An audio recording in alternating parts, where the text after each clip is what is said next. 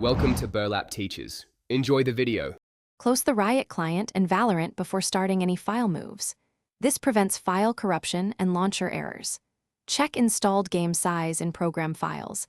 Valorant commonly uses about 20 GB of data. Note the original install path precisely as C/Riot Games/Valorant so you can recreate links later. Free at least 25 GB on your target drive to allow temporary copies and updates. If you use Vanguard anti-cheat, open the Services app and confirm VGC service is stopped before proceeding.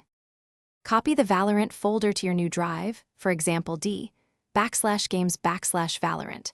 Use File Explorer or Robocopy with mirror options for a reliable transfer.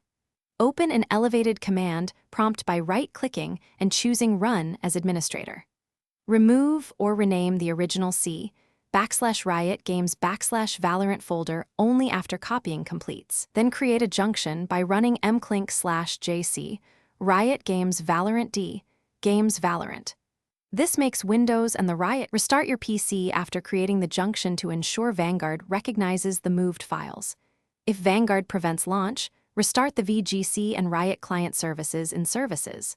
Open the Riot client and click Play. The launcher will verify files and download any missing updates. Allow the client to finish its integrity check before attempting a match. If verification fails, run the Riot installer to repair Vanguard and game files. Finally, update your default installation path in settings for future installs if desired. Thanks for watching. Consider subscribing if this video helped you.